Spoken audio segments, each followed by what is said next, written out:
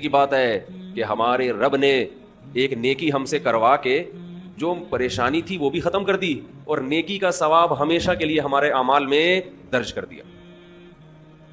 جب انسان گناہ کرتا ہے تھوڑی دیر کی لذت حاصل ہوتی ہے, یہ لذت تھوڑی دیر بعد ختم, اور نحوست اور گناہ اور اس کا عذاب آپ کے اعمال میں ہمیشہ کے لیے لکھ دیا گیا. ایسا ہوتا ہے کہ نہیں ہوتا؟ بد نظری ہے, انٹرنیٹ پر کوئی فحش چیز دیکھ رہے ہو, زنا کر رہے ہو, کچھ حرام کھا رہے ہو, تھوڑی دیر کا گناہ ہے, لذت تھوڑی دیر کی ہے, مزہ تھوڑی دیر کا. کوئی گناہ ایسا نہیں ہے جس میں ہمیشہ کا مزہ ہو. اللہ نے انسان کی خواہشات کو محدود اور صلاحیتیں بھی محدود. جو لوگ جوانی میں زنا کرتے ہیں, ایک بار کریں گے, 2 بار کریں گے, ان کو زنا میں بھی لذت نہیں رہتی, پھر وہ عادت پڑ جاتی ہے حرام کی, گند میں منہ مارنے کی, لیکن وہ لذت نہیں رہتی. اور جب عمر آہستہ آہستہ بڑھتی ہے, بڑھاپا آتا ہے, تو ٹھڑک باقی رہ جاتی ہے, زنا کرنے کی طاقت ختم. مچلتا رہتا ہے ہر وقت, سسکیاں لیتا رہتا ہے, ٹینشن ساری زندگی کی, لیکن طاقت کیا ہو گئی؟ خوب سمجھ لیں, جو جوانی میں زنا کرتا ہے خوب سمجھ لے بڑھاپے میں زنا کا جذبہ کبھی بھی ختم, بول لینا, نہیں ہوتا. اس خوش فہمی میں نہ رہنا کہ ہم جوانی میں زنا کر رہے ہیں تو بڑھاپے میں خود ہی چھوٹ جائے گا. نا نا نا نا نا نا, یہ بہت بڑی بھول ہے. زنا کا شوق بڑھاپے میں, اگر جوانی میں نہیں چھوڑا زنا تو بڑھاپے میں یہ شوق ختم نہیں ہوتا. اب خود سوچو, ایک چیز کا شوق باقی ہے لیکن اس کی طاقت ختم ہو گئی, کس قدر ٹینشن ہے, کس قدر عذاب ہے یہ. جن لوگوں کو جوانی میں لڑکوں سے بدفعلی کی عادت ہو, خوب سمجھ لو بڑھاپے میں یہ عادت کم نہیں ہوتی بلکہ بڑھتی ہے, لیکن برائی کی طاقت ختم ہو جاتی ہے. ایسے لوگوں کا بڑھاپا جوانوں سے زیادہ بدتر گزرتا ہے, بہت خطرناک. اللہ نے بڑھاپے میں یہ خاصیت رکھی ہے کہ جو چیز آپ میں جوانی میں ہوتی ہے, جو چاہتیں بڑھاپے میں وہ کم ہونے کے بجائے بڑھتی ہیں. سمجھ رہے ہیں کہ نہیں سمجھ رہے؟ بار بار حدیث پیش کر چکا ہوں میں, نبی صلی اللہ علیہ وسلم نے فرمایا, یحرم ابن آدم ویشب فیہ اثنتان, الحرص علی المال وطول الامل. نبی صلی اللہ علیہ وسلم نے فرمایا, انسان جیسے جیسے سے بوڑھا ہوتا ہے, عمر بڑھتی ہے, 2 چیزیں اس میں جوان ہوتی چلی جاتی ہیں. کیا مطلب؟ طاقت پکڑتی ہیں 2 چیزیں. جسم جیسے جیسے کمزور ہو رہا ہے نا عمر بڑھنے سے, 2 چاہتیں اس میں کمزور ہونے کے بجائے جوان ہو رہی ہیں. ایک لمبی لمبی امیدیں, دوسرا حرص, لالچ, مال کی ہوس, یہ کم ہونے کے بجائے بولو بڑھتی ہے. پہلی بات تو یہ سمجھ لیں کہ نبی نے یہ نہیں فرمایا کہ انسان جیسے جیسے بوڑھا ہوتا ہے 2 چیزیں پیدا ہوتی ہیں, یہ نہیں فرمایا, بلکہ فرمایا 2 چیزیں, 2 برائیاں جوان ہوتی ہیں. جوان وہی چیز ہوتی ہے جو پہلے پیدا ہو چکی ہو. اس حدیث کا صاف مطلب ہے کہ جوانی میں اگر ان 2 چیزوں کو ختم کر دیا, برائیوں کو, تو پھر بڑھاپے میں یہ 2 چیزیں جوان نہیں ہوتی. جب ہے ہی نہیں تو جوان کہاں سے ہوں گی؟ اور اگر جوانی میں ان 2 برائیوں کو آپ نے ختم نہیں کیا تو اس امید پہ مت رہنا کہ جب بوڑھا ہو جاؤں گا تو یہ 2 برائیاں مجھ سے ختم ہو جائیں گی. نا نا نا نا, بڑھاپے میں یہ بڑھیں گی. نہیں سمجھ میں آ رہی ہے, بہت مشکل ہو گیا سمجھانا.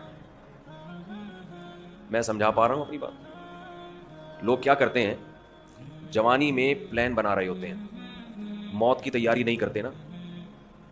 یہ پروجیکٹ, یہ پروجیکٹ, یہ پروجیکٹ, پیسوں کی ہرس, لالچ, یہاں سے گھسیٹو, میرا بحریہ ٹاؤن میں اس کے 2 پلاٹ, میرے 3 ہونے چاہیے. یہ شوق ہوتے ہیں نا جوانی کے, اس کی 2 شادیاں میری 3 ہونی چاہیے, اس کی 3 تو میری 4 ہونی چاہیے. یہ نہیں ہوتا شوق, یہ جتنا بھی ڈال لو یہ پیدا نہیں ہو رہا. اس میں بڑے ڈھیٹ ہیں. جو شوق ہونا چاہیے, یہ تو اس کی کثرت تو پیغمبروں کی سنت ہے نا, یہ والا نہیں پیدا ہو رہا. بس پلاٹوں پہ خرچ کر رہے ہیں, جہاں پیسہ آئے گا گاڑی خرید لیں گے. ہم کہتے ہیں نبی صلی اللہ علیہ وسلم نے فرمایا, دنیا میں سب سے قیمتی سرمایہ نیک عورت ہے,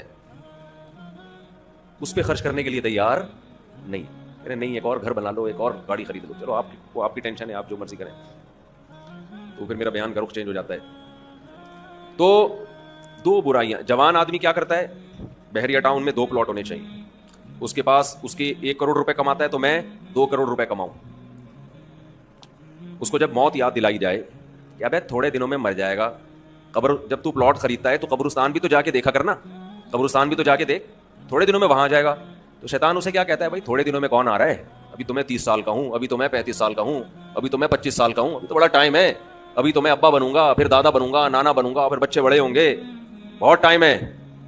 تو وہ دنیا کی یہ ہوس جوانی میں ختم کرنے کی کوشش نہیں کرتا, اور وہ یہ سمجھتا ہے کہ جب میری ایج زیادہ ہوگی, بال سفید ہوں گے, کمر جھک جائے گی, کڈنی کا پرابلم, ہارٹ کا پرابلم شروع ہوگا, تو مجھے خود ہی اس دنیا سے رغبت ختم ہو جائے گی. ٹھیک ہے, پھر قبر کی بھی تیاری کر لیں گے, پھر یہ بزنس میں, کاروبار میں دل کو اٹکانے کی کوشش نہیں کریں گے, پھر بحریہ ٹاؤن گیا تیل لینے, پھر جا کے قبرستان دیکھ لیا کریں گے. تو حدیث کا مطلب یہ ہے کہ یہ آپ کی خوش فہمی ہے, ایسا ہونے والا نہیں ہے, یہ دماغ سے نکال دو.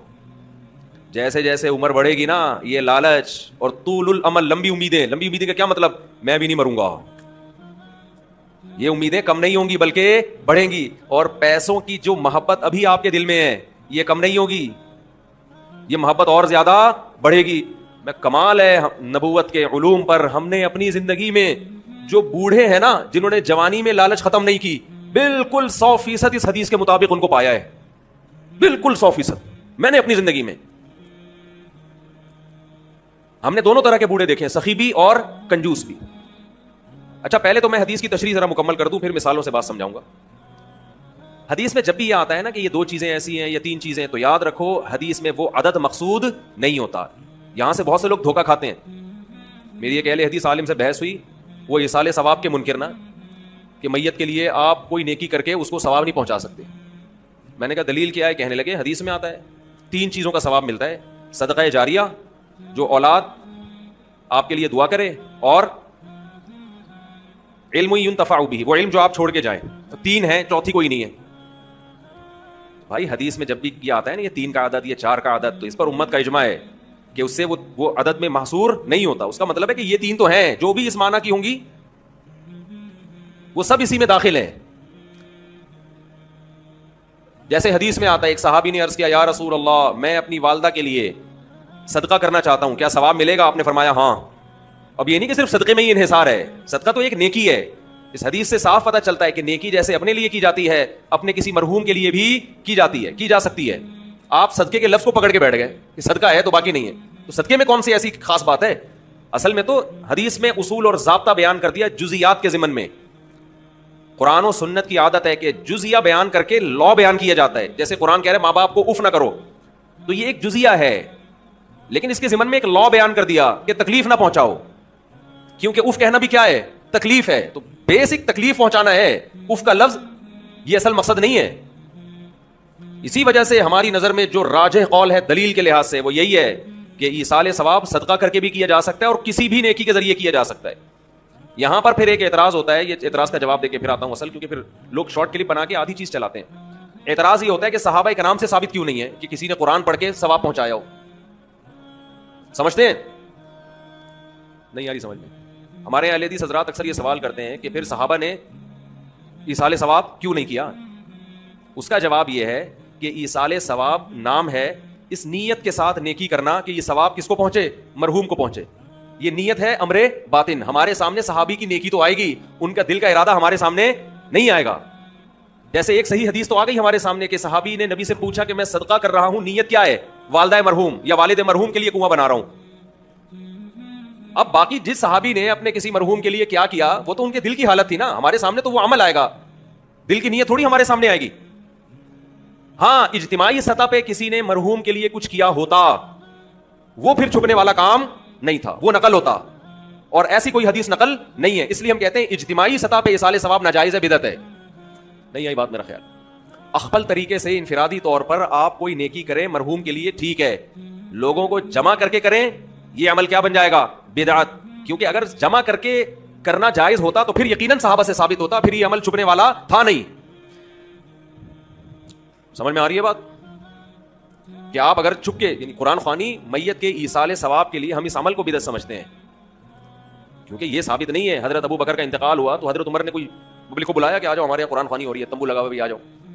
اپنے طور پر اخفل طریقے سے بیٹھ کے پڑھو بھائی, اخفل طریقے سے میت کے لیے کوئی بھی صورت پڑھ لو, کوئی بھی نیکی کر لو, بہتر تو یہی ہے کہ صدقہ کو فوکس کرو, جو حدیث میں منصوص ہے, جس کا حدیث میں صراحتاً ذکر ہے, تو سب سے افضل تو یہی ہے.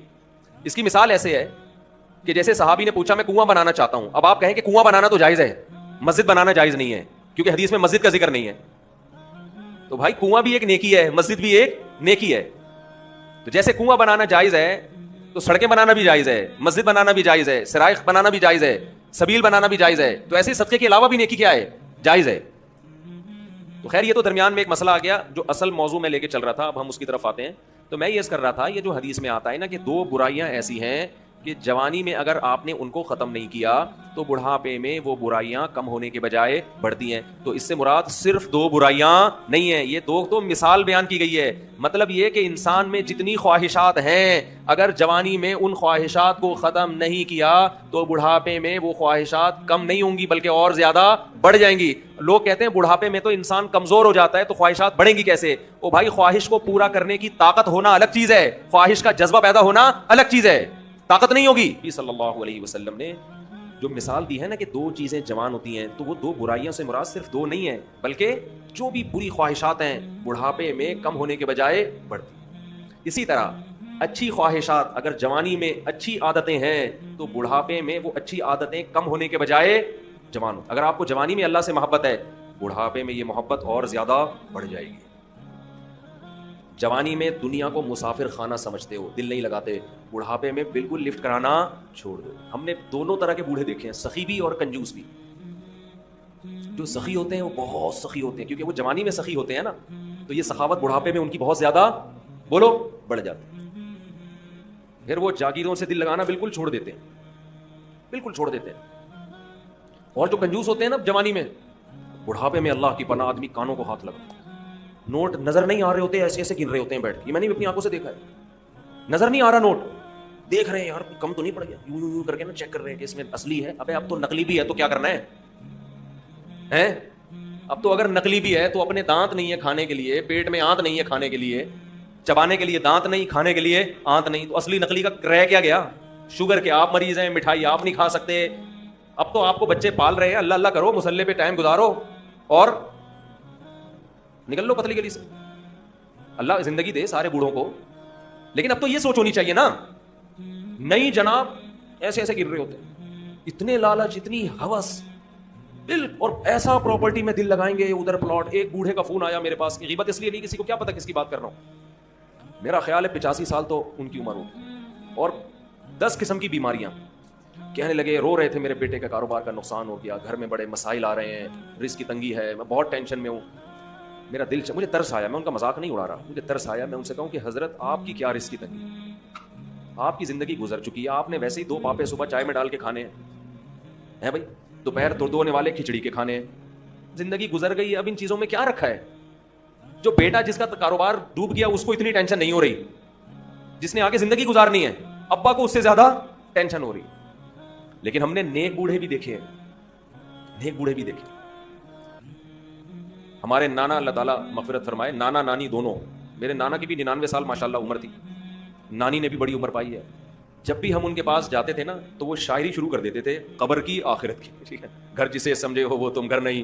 مجھے پورا شعر یاد نہیں ان کا, یعنی بار بار کہتے تھے بیٹا جس کو تم گھر سمجھ رہے ہو یہ گھر نہیں ہے, گھر اصل کیا ہے, قبرستان. اور سخاوت ایسی, کھلا رہے ہیں, ہر وقت کچن میں کھانا بنتا رہتا تھا. مسجد کے امام بھی تھے ہمارے نانا, تو جو گلی محلے میں جا رہا ہے نا اس کو بلایا, ادھر آ بیٹھ. گھر والوں کو ٹینشن دی ہوئی تھی کھانا لے کر آؤ اس کے لیے, تو گھر والے بھی تنگ آ گئے تھے. تنگ آنے کا مطلب ظاہر ہے بار بار کھانا گھر میں پکتا رہے, لیکن سخاوت تو تھی نا. تو ایسے بھی دیکھے ہیں کہ بھائی یہ گھر بار کچھ ان کو کوئی دلچسپی نہیں ہوتی, پلاٹوں میں, جائیدادوں میں,